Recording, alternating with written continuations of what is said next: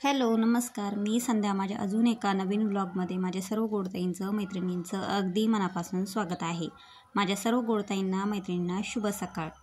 तर बघा मैत्रिणींनो, मी मागच्याच व्हिडिओमध्ये म्हटले ना की विचार केला एक की होतं एक, तसंच माझ्यासोबत पण आता डबल झालेलं आहे. बघा की विचार केला एक आणि झालं एक. वाटलं होतं 2-3 दिवस माहेरी राहावं, माहेरचे 1-2 दिवस यात्रेचे, खरेदीचे, राहण्याचे, तिथल्या पूर्ण फॅमिलीचे व्हिडिओ करावे, तुमच्यासोबत शेअर करावे, परंतु असं काही शक्य झालेलंच नाही. म्हणूनच म्हणते मी नेहमी कमी विचार करते एक आणि होतं एक.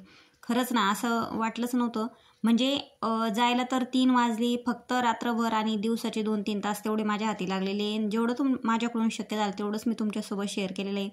कारण दुसऱ्या दिवशी आत्याच्या नातीचं लग्न असल्यामुळे आम्हाला दुसऱ्या दिवशी फराळ वगैरे करून, म्हणजे चतुर्थी असल्यामुळे आम्ही फराळ वगैरे साबुदाणा केला आणि 10 ते 10:30ला प्रवासात निघालो, म्हणजेच लग्नाला निघालो.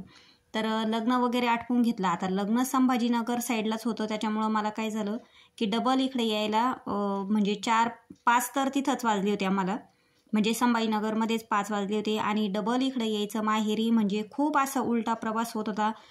परवडत नव्हतं. आणि विशेष म्हणजे काय झालं, समर्थचं हॉल तिकीट वगैरे यायचं बाकी होतं. आता 15 दिवसापासून तर समर्थाच्या हॉल तिकीटची म्हणजे आम्ही एवढं उत्सुकताना वाट बघतोय, परंतु ते काही मिळेना. आणि त्याला मंगळवारी हॉल तिकीट, म्हणजेच 18 तारखेला मंगळवारी हॉल तिकीट मिळणार आहे. त्याच्यामुळं असं वाटलं जाऊ द्या, आता आपल्याला मंगळवारी तर जायचंच आहे आणि आता पण जायचंच आहे, तर त्याच्यापेक्षा आपण आजच इथं उतरून घेतलेलं परवडल. म्हणून काय केलं मी, संभाजीनगरहून काका काकू आमच्या एक वहिनी आम्ही त्या परत इकडं गावी आल्या आणि मी संभाजीनगरला उतरून घेतलं. तर बघा घरी मी तुम्हाला सांगितलं, घरी गेले, मस्तपैकी शेवग्या शेंगाची भाजी त्यांनी केली, मी चपात्या केल्या, उपवास वगैरे सोडला झालं. तर मी घरी जाऊन बघितलं तर त्यांनी असा छान किराणा भरलेला होता.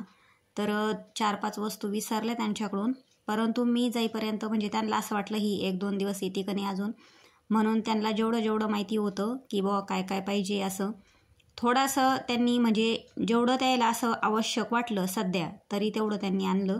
किराणा मी जर असले ना तर मग मी व्यवस्थित भरून घेत असते, कोणत्या वस्तूवर काय ऑफर आहे, कसा आहे काय व्यवस्थित बघून घेत असते. परंतु ते आणि समर्थ गेले आणि अशा प्रकारचा किराणा भरलेला आहे.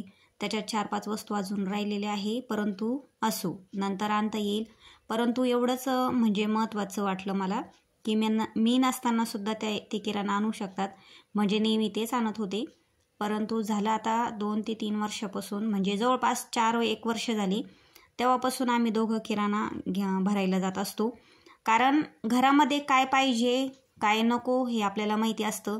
आणि दुकानात पण भरपूर वेळेस काय होतं, जेंट्स लोकाला बघून म्हणजे हे दुकानदार वगैरे काय करतं, थोडंसं फसवतं. जे खराब वगैरे प्रोडक्ट असतात ते हावले करून देत असतात. म्हणून मी शक्यतो किराणा दुकानात सगळं व्यवस्थित बघूनच आणत असते. कशावर ऑफर आहे, काय डेट बार झालेला आहे का, काही असं व्यवस्थित बघून नंतरच आणत असते. त्यांनी तर छान असा किराणा भरलेला आहे, जेवढं त्यांना माहिती होतं तेवढं. त्याच्यानंतर आता घरी आले, म्हणजे घरी दुसऱ्या दिवशी सकाळचा व्हिडिओ आहे हा. आंघोळी झाल्या, स्वयंपाक झाला, जेवण वगैरे झाले आणि मला ऊन लागलं, त्याच्यामुळं मला थोडंसं तब्येत बिघडलेली होती, म्हणून मी परत थोडासा आराम वगैरे केला. आणि इथं 11 ते 11:30पासून मी व्हिडिओ चालू केलेला आहे. स्वयंपाक, भांडे, कपडे हे तुमच्यासोबत काही शेअर केलेलं नाही मी इथं. तर त्यांनी जो किराणा आणला, म्हटलं चला तुमच्यासोबत तेवढंच आपण शेअर करू. तर छान असं किराणा मी काढला. जे कंटेनर आहे माझ्याकडं तेलबॅगी वगैरे ठेवायला, तर त्या कंटेनर व्यवस्थित स्वच्छ घासून वगैरे ठेवलं, वाळवलं, त्याच्यात ठेवून दिले. शेंगादाणे जिरे वाळू घातले. तर शेंगादाणे जिरे काय मी वाळून सुकून मगच ठेवत असते. तर बघा ही जी चावी आहे ना, तर ही चावी जवळपास आमच्या इथं झालं 2 महिने ही चावी गायब होती.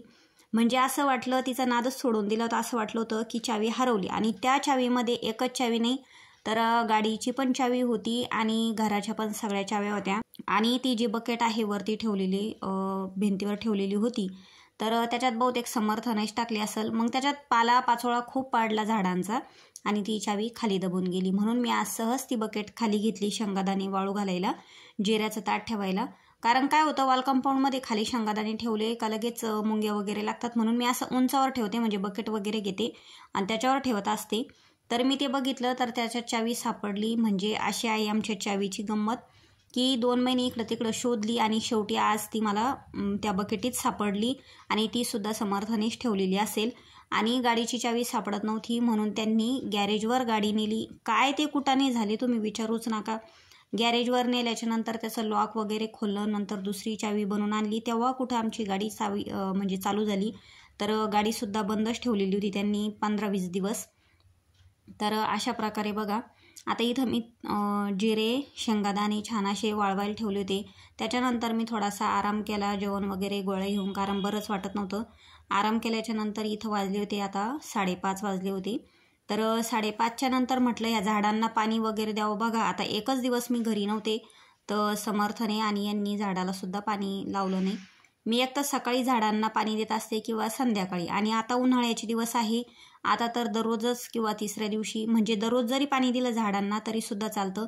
पण ते पण झाडांना एक तर संध्याकाळी थोडंसं 5:30-6च्या नंतर किंवा सकाळी 9च्या अगोदर, कारण ऊन येतं परत मुळ्या खूप तापतात. म्हणून शक्यतो संध्याकाळी 5च्या नंतरच झाडांना पाणी द्यायला पाहिजे, कारण दिवसभर मुळ्या तापलेल्या असतात तर रात्रभर ते थंड वगैरे होतात छान अशा. आणि थोडंसं सुकत वगैरे नाही फुलं, तर खूपच असे फुलं वगैरे सुकून गेलेले आहे. तर झाडांना पाणी देण्याच्या अगोदर, वाल कंपाऊंड झाडण्याच्या अगोदर मी इथं जिरे आणि शेंगादाणे फटकून घेणार आहे. जिऱ्यामध्ये सुद्धा असे बारीक बारीक खडे असतात बघा, मग काय होतं भाजीनंतर कचकच लागते. म्हणून माझं नेहमी दर महिन्यात किराणा भरला की मी अशा प्रकारे जिरे वाळू घालते, शेंगादाणे वाळू घालते. ज्या वस्तू आपल्याला वाळू घालवायच्या आहे तर वाळू घालून चाळून निसून नंतर बरण्यांमध्ये वगैरे भरून ठेवत असते. तर झाडझूड आतली करून आलेली मी, फ्रेश वगैरे झाली. त्याच्यानंतर म्हटलं चला आता शेंगादाणे जिरे पण निसून घेऊ. शेंगादाणे फटकून घेतले, निसून घेतले, जिरे पण फटकून घेतले, निसून घेतले छान, आणि असे भरून ठेवणार आहे. तर मी उन्हाळ्यामध्ये जिरे जे आहे तर एकत्रच भरून ठेवत असते. अर्धा किलोचं पॉकेट किंवा 1 किलोचं पॉकेट आणत असते, परंतु आता सध्या संपलेले आहे तर म्हणून त्यांना माहिती होतं, म्हणून त्यांनी छोटंसं पॅक आणलेलं आहे जिऱ्याचं. शेंगादाणे पण अगोदरचे होते काही, आणि आता सध्या 2 किलोच आणलेले आहे. एखाद्या वेळेस मी तुमच्यासोबत माझा किराणासुद्धा नक्की शेअर करील का मी काय काय आणत असते म्हणून, परंतु अजून काही असं वाटलं नाही का शेअर करावं वगैरे. फक्त यावेळेस त्यांनी मनाने किराणा आणला म्हणून तुमच्यासोबत थोडासा मी शॉर्टकट शेअर केलेला आहे. तर त्याच्यानंतर संध्याकाळी मी छान असं झाडझूड वगैरे झाली, शेंगादाणे जिरे वगैरे भरून ठेवले, फ्रेश झाले. त्याच्यानंतर दिवे वगैरे लावले घरातले बाहेरचे, आणि थोडंसं झाडांना पाणी द्यावं म्हटलं तर लगेच हे आले. आणि यांना आवडत नाही, ज्यावेळेस मी बाहेर ओलं वगैरे करते गेट समोर, तर यांना संध्याकाळी ओलं केलेलं आवडत नाही, म्हणून मी परत झाडांना पाणी द्यायचं राहू दिलं. आता उद्या सकाळी देईल. तर ते आले तर त्यांनी दूध वगैरे आणलं. आणि खरं म्हटलं तर असं असतं बघा, मला म्हणजे सांगावं असं वाटत नाही परंतु सांगावं लागतंय. तर मला चिक्कू फार आवडतात, म्हणून त्यांनी माझ्यासाठी इथं चिक्कू आणले.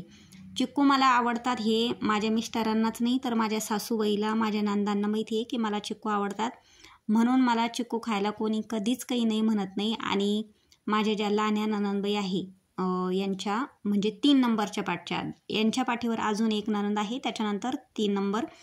तर त्यांना पण माहिती आहे की मला चिक्कू फार आवडतात, म्हणून त्या पण जर मला भेटायला आल्या किंवा इथं कशा कामानिमित्त आल्या तर मला त्या कायम चिक्कू घेऊनच येतात.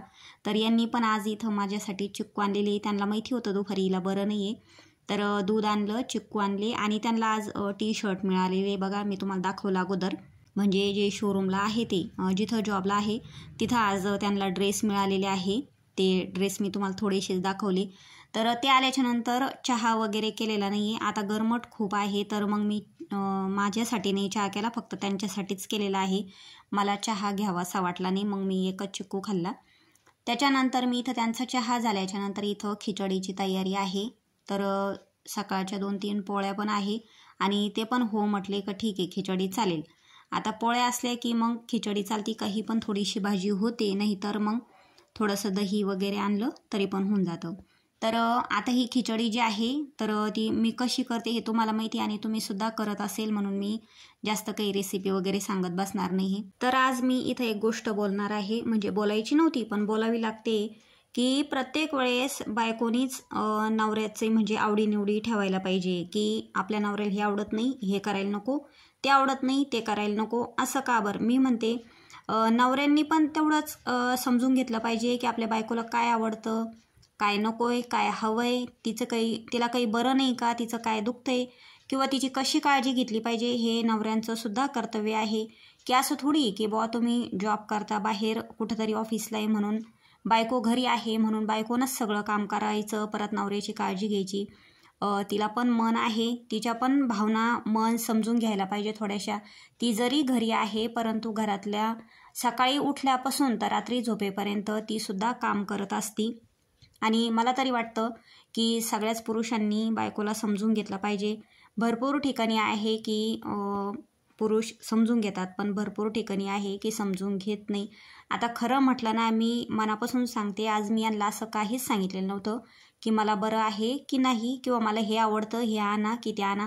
फक्त दुपारी एक फोन आला की मला थोडंसं बरं नाही आहे, बरं वाटत नाही आहे आणि मी झोपलेली, तर तेवढ्याच याच्यावरून त्यांनी चिक्कू पण आणले आणि थोडंसं काळजी पण केली. आणि त्यांना असं वाटलं, खरं म्हटलं तर फक्त खिचडीने त्यांचं पोट भरत नाही, खरं सांगते मी. परंतु आता सकाळच्या 2-3 पोळ्या आहे, तर त्यांनी समर्थजवळ दही सांगितलं, दही पोळी आणि खिचडी खाणार आहे. आणि त्याच्यातल्या त्याच्यात माझ्या माहेरून शेवचिवडा रेवड्या प्रसाद आलेला आहे, ते सुद्धा ते खाणार आहे. म्हणून मी म्हणते की प्रत्येक नवऱ्यानं सुद्धा असं बायकोला समजून घेतलं पाहिजे, कारण तो तुमचा अधिकार आहे. कारण ती तिच्या आईवडिलांना, बहीण भावाला सोडून ती तुमच्या घरी आलेली असती. ते फक्त तुमच्यासाठी आणि तुमच्यासाठी ती आलेली आहे, तर तुम्ही सुद्धा तेवढीच तिची काळजी घेतलेली पाहिजे, एवढंच मी म्हणेन. मी इथं आपेसाठी तांदूळ डाळी मिक्स सगळ्या भिजू घातल्या. तर हरभऱ्याची डाळ, मुगाची डाळ, उडदाची डाळ, तांदूळ स्वच्छ चाळून निसून नंतर छान असे स्वच्छ धुवून आणि हे उद्यासाठी नाश्त्यासाठी मी स्वच्छ धुवून वगैरे भिजत घातलेले आहे. तर छान अशी खिचडी वगैरे तयार झालेली आहे. आता समर्थला दही आणायला पाठवलं होतं, कारण दही कशासाठी, तर उद्या सकाळी आपे करायचे आहे. सकाळी यांना ट्रेनिंगला जायचं आहे वैजापूरला, त्याच्यामुळे एवढ्या सकाळी काही दुकानं वगैरे चालू राहत नाही, म्हणून समर्थला दही आणायला लावलं. तर आम्ही खिचडीमध्ये थोडंसं दही पण घेतलं, पोळ्या वगैरे पण होत्या, छान असे जेवण झाले. मला तर तसं म्हटलं तर जेवणसुद्धा करावं वाटत नव्हतं, ऊन वगैरे लागलं, खूप तब्येत बिघडलेली होती. परंतु मी पण जेवण वगैरे करून घेतलं आणि त्याच्यानंतर मी इथं 3 तासच हे भिजू दिलेलं आहे. आणि त्याच्यानंतर तांदूळ डाळ जेवढं भिजत घातलेलं होतं ते बॅटर असं तयार करून ठेवलेलं आहे. तर छान असं माझं संध्याकाळचं रुटीन पण बघा, एकदम स्वच्छ सगळं आवरलेलं आहे. बॅटर तयार करून ठेवल्यानंतर भांडे पण घासून घेतले आणि मला सगळं आवरेपर्यंत इथं 11:30 वाजले. तर चला मैत्रिणींनो, आता मी सुद्धा आराम करते, तुम्ही आराम करा. व्हिडिओ आवडला तर लाईक, शेअर आणि सबस्क्राईब करा. माझ्या सर्व गोडताईंना शुभरात्री, बाय.